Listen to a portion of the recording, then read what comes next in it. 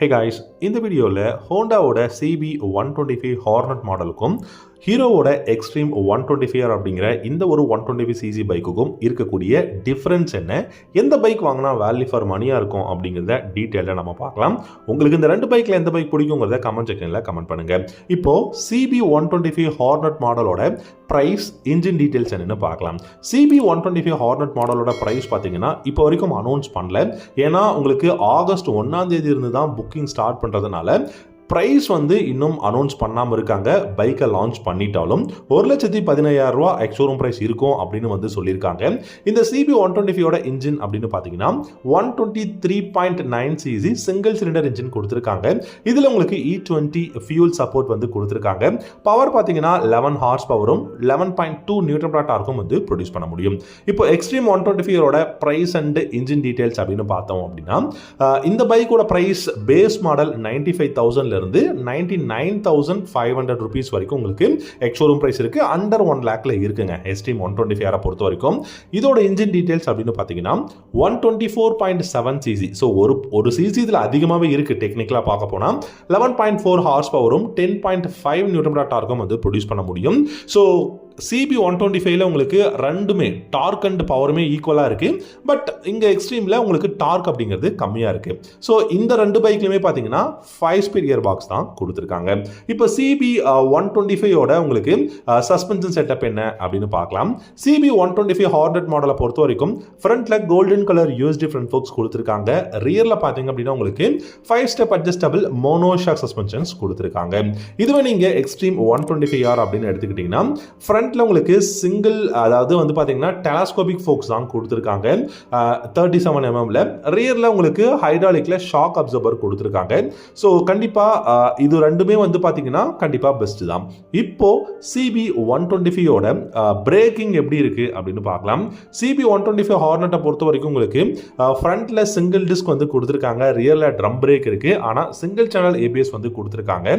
இதுவே நீங்க டயர்னு எடுத்துக்கிட்டீங்கன்னா 80/100 செக்ஷன் டயர் ஃப்ரண்ட்லயும் ரியர்ல 110/80 செக்ஷன் டயர் கொடுத்துருக்காங்க. வித் 17 inch அலாய் வீலோட டயரை பொறுத்த வரைக்கும் உங்களுக்கு டியூப்லெஸ் டயர்ஸ் யூஸ் பண்ணியிருக்காங்க. இப்போ எக்ஸ்ட்ரீம் 125ரோட பிரேக்ஸ் அப்படின்னு பார்த்தோம் அப்படின்னா எக்ஸ்ட்ரீம் 125லுமே பார்த்தீங்கன்னா உங்களுக்கு நல்ல ஒரு பிரேக்கிங் சிஸ்டம் இருக்கு. பேஸ் மாடலில் ட்ரம் பிரேக் இருந்தாலும் உங்களுக்கு டாப் அண்ட் மாடலில் single disc brake and ABS மாடலுமே அவைலபிளாக இருக்கு. அதே மாதிரி உங்களுக்கு பார்த்தீங்கன்னா டயர்ஸ் 90/90 செக்ஷன் ஃப்ரண்ட்லையும் 120/70 செக்ஷன் ரியர்லையும் கொடுத்துருக்காங்க. இதுலையுமே 17 inch alloy wheel and tubeless tyre தான் கொடுத்துருக்காங்க. இப்போ இந்த ரெண்டு பைக்கோட மைலேஜ் எது பெஸ்ட்டாக இருக்கு அப்படின்னு பார்க்கலாம். சிபி 125 பொறுத்த வரைக்கும் உங்களுக்கு இப்போ மைலேஜ் அப்படிங்கிறது சொல்லல, பட் 50 இருந்து 55 கொடுக்கும் அப்படின்னு நம்ம அஷ்யூம் பண்ணலாம். எக்ஸ்ட்ரீம் 125R அபிஷியலாவே 63 km/லிட்டர் மைலேஜ் கொடுக்கும்னு சொல்லிட்டு ஹீரோ கிளைம் பண்ணியிருக்காங்க. இப்போ நம்ம பிரேக்கிங் நம்ம பார்த்தோம், டெஃபினட்டா பெஸ்ட் அப்படின்னு தான் சொல்லணும். இப்போ சிபி 125யோட கிளஸ்டர் பார்க்கலாங்க. சிபி 125 பொறுத்த வரைக்கும் இந்த ஹார்னட் மாடல் ரொம்ப பெஸ்டா இருக்கு. ஏன்னா இதோட கிளஸ்டர் பார்த்தீங்கன்னா 4.2 inch டிஎஃப்டி டிஸ்பிளே கொடுத்துருக்காங்க. ப்ளூடூத் சப்போர்ட்டோட. ஸோ ப்ளூடூத் நீங்க பேர் பண்ணிட்டீங்க அப்படின்னா உங்களால call connect and disconnect, music on and half பண்ணிக்க முடியும். அண்ட் உங்களுக்கு நேவிகேஷன் வேணும்னா ஹோண்டாவோட ரோட் சிங்க் ஆப்பை நீங்க ஆக்சஸ் பண்ணீங்கன்னா டர்ன் பை டர்ன் நேவிகேஷன் சிஸ்டமும் யூஸ் பண்ண முடியும். அதாவது உங்களுக்கு நோட்டிபிகேஷன் அலர்ட்ஸ் எல்லாமே இந்த 4.2 inch டிஎஃப்டி டிஸ்பிளேல பார்த்துக்க முடியும். இதுவே நீங்க ஹீரோவோட எக்ஸ்ட்ரீம் 125R எடுத்துக்கிட்டீங்கன்னா உங்களுக்கு டிஜிட்டல் இன்ஸ்ட்ருமெண்டல் கிளஸ்டர் கொடுத்துருக்காங்க. இதுலயுமே வித் ப்ளூடூத் கனெக்ஷன் அப்படிங்கிறது அவைலபிளா இருக்கு.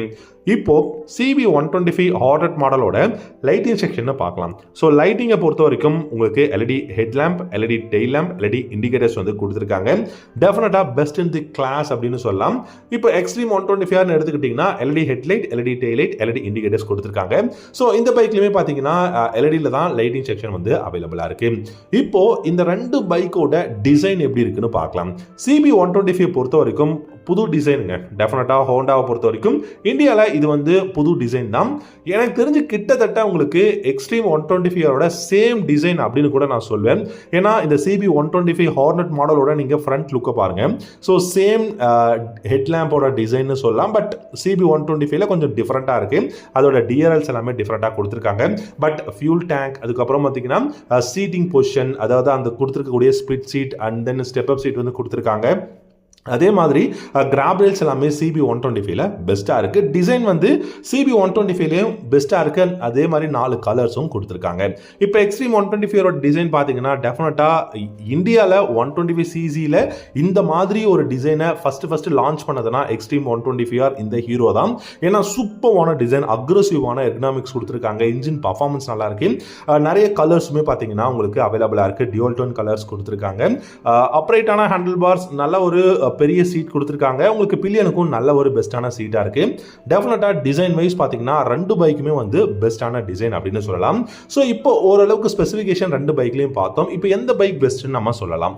ஸோ 2 பைக்கில் எதோ நம்ம பெஸ்ட்டுன்னு சொல்கிறதுனா அது வந்து உங்களுடைய ப்ரெஃபரன்ஸுங்க. ஏன்னா அப்படி உங்களோட ப்ரெஃபரன்ஸ்னு சொல்கிறேன்னா 2 பைக்குமே கிட்டத்தட்ட 95 இல்லைங்க 98% சேம் கான்ஃபிகரேஷன் தான் ஷேர் பண்ணியிருக்காங்க.